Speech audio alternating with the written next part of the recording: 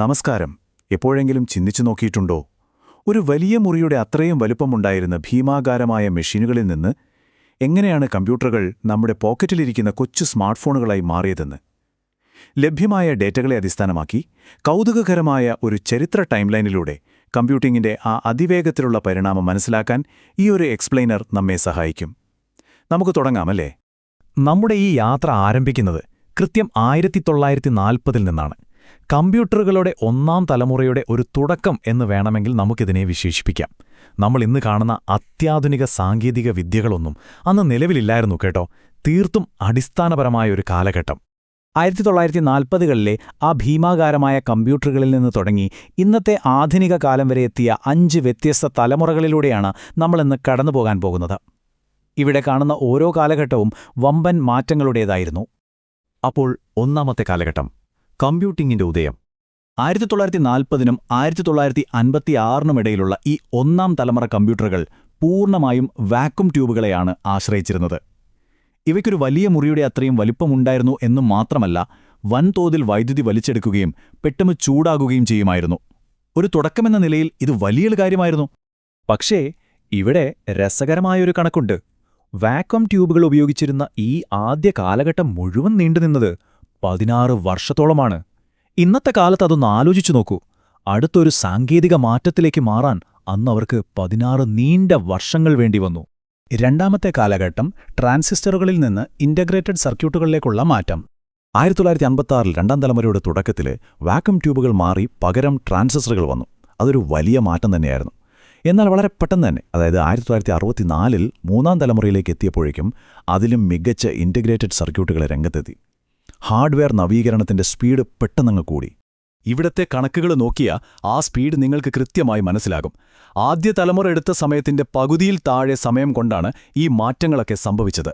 അതായത് 2ഉം 3ഉം തലമുറകൾ വെറും 7 വർഷം വീതം മാത്രമാണ് നീണ്ടുനിന്നത്. സാങ്കേതിക വിദ്യയുടെ അതിവേഗത്തിലുള്ള ഒരു കുതിച്ചുചാട്ടം അവിടെ തുടങ്ങുകയായിരുന്നു. മൂന്നാമത് സെക്ഷൻ, മൈക്രോ പ്രോസസർ വിപ്ലവം. ഇവിടെയാണ് കാര്യങ്ങൾ ശരിക്കും മാറുന്നത്. അങ്ങനെ 1971 നമ്മൾ 4ാം തലമുറയിലേക്ക് പ്രവേശിച്ചു. ഹാർഡ്വെയർ വികസനത്തിൽ വളരെ അടിസ്ഥാനപരമായ, ഒരുപക്ഷെ ഏറ്റവും വലിയ മാറ്റം കൊണ്ടുവന്ന ഈ കാലഘട്ടം ഈ നിമിഷം വരെ നിലനിൽക്കുന്നതായിട്ടാണ് നിർവചിക്കപ്പെട്ടിരിക്കുന്നത്.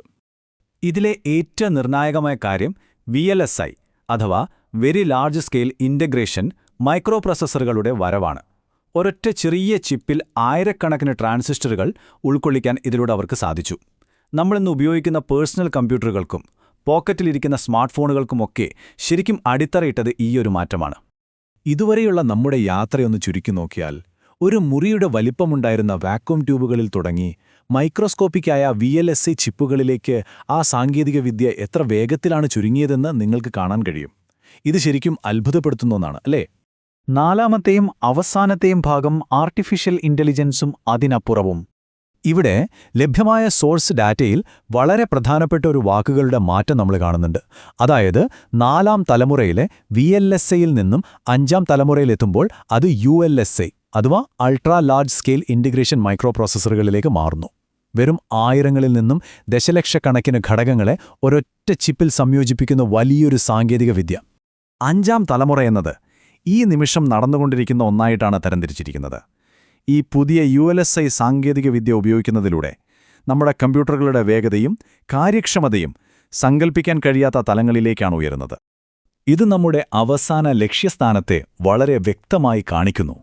ഈ പുത്തൻ തലമുറയുടെ ഏറ്റവും നിർണായകമായ സവിശേഷത മറ്റൊന്നുമല്ല, ആർട്ടിഫിഷ്യൽ ഇന്റലിജൻസ് അഥവാ നിർമ്മിത ബുദ്ധിയാണ്. മനുഷ്യരെപ്പോലെ ചിന്തിക്കാനും തീരുമാനങ്ങൾ എടുക്കാനും യന്ത്രങ്ങളെ പ്രാപ്തമാക്കുന്നത് ഈ അതിനൂതന സാങ്കേതിക വിദ്യയാണ്. 16 വർഷം നീണ്ട പഴയ വാക്വം ട്യൂബുകളുടെ യുഗത്തിൽ നിന്ന് ഇന്ന് നമ്മൾ കാണുന്ന AI-യുടെ ഈ വിസ്മയിപ്പിക്കുന്ന യുഗത്തിലേക്ക് നമ്മൾ എത്ര വേഗത്തിലാണ് സഞ്ചരിച്ചെത്തിയതെന്ന് ഇതിൽ നിന്നും മനസ്സിലാക്കാം. വലിയൊരു ചരിത്രമാണ് വളരെ ചുരുങ്ങിയ കാലം കൊണ്ട് കമ്പ്യൂട്ടറുകൾ പിന്നിട്ടത്. 5ാം തലമുറയിലെ സ്വിച്ചിംഗ് ഉപകരണങ്ങളെക്കുറിച്ച് പരാമർശിക്കുമ്പോൾ നമുക്ക് ലഭ്യമായ വിവരങ്ങൾ അവസാനിക്കുന്നത് വളരെ കൗതുകകരമായ ഈ വാക്കുകളിലാണ്. ULSI micro പ്രോസസ്സറും അതിനപ്പുറവും. തുറന്ന സാധ്യതകളുള്ള, ഒരു പരിധിയുമില്ലാത്ത ഭാവിയിലേക്കുള്ള വളർച്ചയാണ് ഇത് സൂചിപ്പിക്കുന്നത്.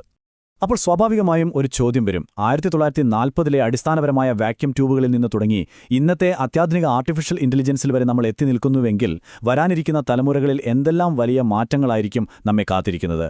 മനുഷ്യബുദ്ധിയേക്കാൾ വേഗത്തിൽ സഞ്ചരിക്കുന്ന സാങ്കേതിക വിദ്യകളുടെ അടുത്ത പടി എന്തായിരിക്കും? ചിന്തിക്കാൻ വക നൽകുന്ന ഈയൊരു ചോദ്യം നിങ്ങൾക്ക് മുന്നിൽ വെച്ചുകൊണ്ട് ഇന്നത്തെ ഈ എക്സ്പ്ലെയിനർ നമ്മളിവിടെ അവസാനിപ്പിക്കുകയാണ്. പുതിയ അറിവുകളുമായി വീണ്ടും കാണാം.